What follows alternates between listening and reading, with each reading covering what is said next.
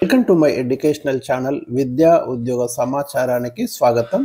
Daily GK and current affairs ఇవాళ 351వ వీడియోలో మనం ఇంపార్టెంట్ కరెంట్ అఫైర్స్ డిస్కస్ చేయబోతున్నాం. ఇలాంటి డైలీ అప్డేట్స్ కోసం ఛానల్ని సబ్స్క్రైబ్ చేయండి, వీడియోను లైక్ చేయండి.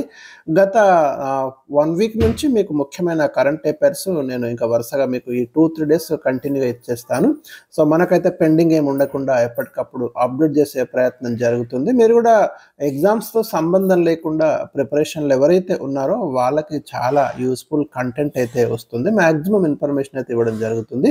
ఇక లేట్ చేయకుండా మనం వీడియోలోకి వెళ్దాం. ఈరోజు question number 1, ISRO Indian Space Research Organisation రీసెంట్గా మనకు CMS-03 ఒక కమ్యూనికేషన్ శాటిలైట్ని మనకు ప్రయోగించింది. 03 అంటున్నాం. ఈ ఉపగ్రహాన్ని ఏ తేదీన ప్రయోగించింది? కొన్నిసార్లు మనకు డేట్స్ చాలా ఇంపార్టెంట్ అండి. పర్టికులర్గా డేట్ అడుగుతాడు. ఇంపార్టెంట్ మైల్ స్టోన్స్ ఏమైనా ఉన్నా కూడా. సో ఈ డేట్ వచ్చేసి మనకి 2025 నవంబర్ 2న ఈ శాటిలైట్ని అయితే ఇస్రో మనకు సతీష్ ధావన్ స్పేస్ సెంటర్ తిరుపతి శ్రీహరికోట నుంచి మనకు దీన్ని ఈ ఎక్స్పెరిమెంట్ ప్రయోగం చేయడం జరిగింది. దీని పేరు GSAT-7R అండి. అఫీషియల్గా మనకు GSAT-7R అని కూడా అంటున్నాం. దీని యొక్క మరొక పేరు ఇది కూడా గుర్తుంచుకోండి, CMS-3 అండ్ GSAT-7R. ఇంకా దీని విశేషాలు ఏంటంటే ఇది మల్టీ బ్యాండ్ కమ్యూనికేషన్ శాటిలైట్, మనకు బహుళ ప్రయోజనకర సమాచార ఉపగ్రహంగా పరిగణిస్తున్నారు. దీని వెయిట్ వచ్చేసి మనకి 4410 కిలోలు ఉంటుంది. బరువు కూడా ఇంపార్టెంట్, ఎందుకంటే దీని గురించి ఇంపార్టెంట్ పాయింట్ మనకి కింద ఉంది. ఇక దీన్ని తీసుకెళ్లిన రాకెట్ వచ్చేసి మనకు LVM-3M5 రాకెట్ అండి. ఈ రాకెట్స్ కూడా మనకి ఇంపార్టెంట్. ఏ రాకెట్ ద్వారా మనకి ప్రయోగించింది అనేది. దీని ఇంపార్టెన్స్ ఏంటిదంటే మనకు ఇండియన్ భారత భూభాగం నుంచి జియోసింక్రోనస్ ట్రాన్స్ఫర్ ఆర్బిట్ భూ అనువర్తిత కక్ష అంటాం కదా, దాంట్లో ఇప్పటిదాకా ప్రయోగించినటువంటి ఉపగ్రహాల్లోకి ఇది ఎక్కువ బరువైంది. అది ఇక్కడ ప్రత్యేకత. అంటే ఈ పర్టికులర్ పాయింట్ అన్ని శాటిలైట్స్ ఇది బరువైందని చెప్పట్లేదు. జియోసింక్రోనస్ ట్రాన్స్ఫర్ ఆర్బిట్లోకి ప్రయోగించిన ఉపగ్రహాలలో ఇది బరువైందని చెప్తున్నా. ఈ పాయింట్ నోట్ చేసి పెట్టుకోండి. ఇది ఒక బహుళ బ్యాండ్, ఇందాక చెప్పిన మల్టిపుల్ బ్యాండ్ అని మీకు.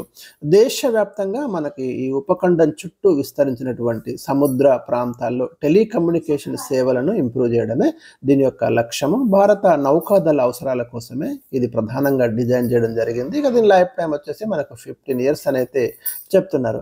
ఇక దేని ప్లేస్లో మనం ఇది ప్రయోగించినామంటే ఇంతకుముందు మనం 2013లో GSAT-7 అనే శాటిలైట్ ఉండే, దాని ప్లేస్లో దీన్ని మనం ప్రయోగించడం జరిగింది. అడుగుతాడు క్వశ్చన్, దేని స్థానంలో మనకు GSAT-7R ప్రయోగించారు లేదా CMS-03 ప్రయోగించారు అనేది మన క్వశ్చన్స్ వస్తాయి. కాబట్టి ఇవి మీరు చూసుకోండి, ఇవి ఇంపార్టెంట్ పాయింట్. ప్రస్తుతం అయితే ఇస్రో చైర్మన్ వచ్చేసి వి నారాయణ్ ఉన్నాడు. CMS-03 is Indian heaviest communication satellite. Weight కూడా ఇచ్చాను. Question number 2, Pro Kabaddi League 2025 ఛాంపియన్గా, ఇది కొంచెం ప్రింట్ మిస్టేక్, ఇది ఛాంపియన్గా ఏ జట్టు నిలిచింది? దబాంగ్ ఢిల్లీ జట్టు మనకు రీసెంట్గా ఈ ప్రో కబడ్డీ లీగ్ కూడా గత కొద్ది రోజుల నుంచి, కొన్ని సంవత్సరాల నుంచి ఇది పాపులర్ టోర్నీ అండి మనకి ఇండియాలో. మీకు IPL లాగా కబడ్డీలో కూడా ఇది ఒకటి స్టార్ట్ చేశారు. సో ఢిల్లీ జట్టు రీసెంట్ ఛాంపియన్గా ఉంది. పునేరి పల్టాన్ అయితే ఇది ఓడించింది ఫైనల్లో. క్వశ్చన్ నెంబర్ 3, 2025 నవంబర్ 6న ఇండియన్ నేవీలోకి ప్రవేశించిన లార్జ్ సర్వే వెస్సెల్ ఏది? ఇది సర్వే వెస్సెల్ అంటున్నాను, అంటే మనకి సర్వే చేయడానికి ఉపయోగిస్తారు. INS ఇక్షక్ అండి. INS ఇక్షక్ రీసెంట్గా కొచ్చిలో జల ప్రవేశం చేయించారు. లార్జ్ సర్వే వెస్సెల్ అని చెప్తున్నాం మనము. ఇప్పుడు ఇండియన్ నావల్ చీఫ్ ఎవరంటే మనకు నేవీకి అడ్మిరల్ K. దినేష్ త్రిపాఠి ఉన్నారు, గుర్తుంచుకోండి. క్వశ్చన్ నెంబర్ 4, ఏ రాష్ట్రం దేశంలో మొట్టమొదటిసారిగా దుర్భర దారిద్ర్యం నుండి విముక్తి పొందినట్లు ప్రకటించుకుంది? అంటే తీవ్రమైనటువంటి పేదరికం నుంచి మేము బయటపడ్డామని చెప్తుంది. ఎవరు అంటే కేరళ అండి. రీసెంట్ న్యూస్లోకి వచ్చింది కేరళ. ఇందుకోసం వాళ్ళు ఒక ప్రోగ్రామ్ తీసుకున్నారంట, ఎక్స్ట్రీమ్ పావర్టీ ఎరాడికేషన్ ప్రోగ్రామ్ అని. వాళ్ళు EPEP ద్వారా ఈ ఘనత సాధించామని రీసెంట్గా కేరళ ముఖ్యమంత్రి గారు అఫీషియల్ స్టేట్మెంట్ ఇచ్చారు. మనకి ప్రధానమైనటువంటి వార్త కూడా వచ్చింది. క్వశ్చన్ నెంబర్ 5, ఇటీవల ప్రపంచ ఆరోగ్య సంస్థ WHO అంటాం కదా, జెనీవాలో ఉంది, ఏ దేశాన్ని ట్రకోమా రహిత దేశంగా ప్రకటించింది? ట్రకోమా అనేది మనకు కంటికి వచ్చేటటువంటి వ్యాధి ఉంది. చాలా అంటే చాలా కంట్రీస్లో ఇది ఉంది మనకి. రీసెంట్గా WHO ఒక దేశాన్ని ఫిజీ దేశం అండి. ఫిజీ దేశాన్ని ఇంకా ఆ దేశంలో ట్రకోమా లేదు అని అఫీషియల్‌గా WHO అనౌన్స్ చేసింది. ఏదైనా వ్యాధి ఒక దేశంలో లేదు అని WHO అనౌన్స్ చేసిందంటే డెఫినిట్‌గా మనం నోట్ చేసుకోవాలి. క్వెషన్స్ కూడా వస్తున్నాయి ఆ కోణంలో. ఇక ఇప్పటివరకు ప్రపంచవ్యాప్తంగా 26 దేశాలను WHO ట్రకోమా రహిత దేశాలుగా ప్రకటించింది. ఇంకా అప్డేటెడ్ ఉంటే తప్పకుండా మీకు ఎప్పటికప్పుడైతే అందించడం అనేది జరుగుతుంది. క్వెషన్ నెంబర్ 6 2025 అక్టోబర్‌లో ఆంధ్రప్రదేశ్, తెలంగాణపై ప్రభావం చూపిన మొంతా తుఫాన్ ఏ సముద్రంలో సంభవించింది? ఇది కొంచెం ఎక్కువనే ఎఫెక్ట్ చూపిందండి మనకు తెలంగాణలోను, ఆంధ్రాలోను. దీని గురించి ఇంతకుముందు వీడియోలో కూడా నేను ఇచ్చాను. ఇప్పుడు ఏంటి దానికి ఎవరా పేరు పెట్టిండ్రు, దాని మీనింగ్ ఏంటి అన్ని ఇచ్చాను. ఇది మనకు ఏ సముద్రంలో సంభవించిందో అక్కడ ఇవ్వలేదు, ఇక్కడ టచ్ చేశాను. బంగాళాఖాతంలో సంభవించింది, బే ఆఫ్ బెంగాల్లో. క్వశ్చన్ నెంబర్ 7 తుఫానులకు పేర్లు పెట్టే సాంప్రదాయం ఏ సంవత్సరం నుండి మొదలైంది? అయితే అఫీషియల్గా రీసెంట్గా మనకు 2004 నుంచి తుఫాన్లకు ఈ పేర్లు అంటే బంగాళాఖాతం, అరేబియా సముద్రం ఈ వైపున వచ్చే తుఫాన్లకు ఒక పేరైతే మనకు పెడుతున్నారు. ముఖ్యంగా ఒక 13 దేశాలు ఈ ఏరియాలో ఉన్నటువంటి 13 కంట్రీస్ మనకు ఈ పేర్లను సూచిస్తున్నాయి. అందులో ఇండియా కూడా ఉంది, బంగ్లాదేశ్ ఉంది, థాయిలాండ్ ఉంది, మయన్మార్ ఉంది, మాల్దీవులు, Sri Lanka, Pakistan, Oman, Qatar, Oman వేరు ఖతార్ వేరండి, Yemen, Iran, Saudi Arabia, UAE ఈ 13 కంట్రీసే మనకి పేర్లను సూచిస్తున్నాయి. రీసెంట్గా మీకు మొంతా తుఫాన్ పేర్లు సూచించింది థాయిలాండ్ కంట్రీ అండి. సో అట్లా మనకు ఒక్కొక్కసారి ఒక్కొక్క కంట్రీ ఈ పేర్లను సూచిస్తుంది.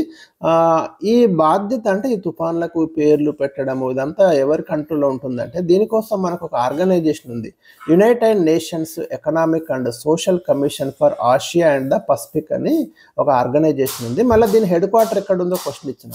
దీని హెడ్ క్వార్టర్ వచ్చేసి మనకు థాయిలాండ్లోని బ్యాంకాక్లో ఉందండి. ఇది ఇంపార్టెంట్, ఇది కూడా గుర్తుంచుకోండి. ఈ 7-8 క్వశ్చన్స్ మీరు కలిపి చూసుకోండి.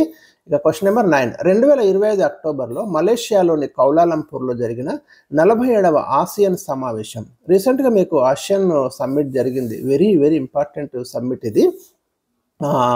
11 కంట్రీస్ అంటే 10 ఆల్రెడీ పాతయి, కొత్త కంట్రీ ఒకటి ఇచ్చారు, సభ్యత్వం ఇచ్చారు తూర్పు తైమూర్కి, అది ఇచ్చాను ఆల్రెడీ, వెరీ ఇంపార్టెంట్.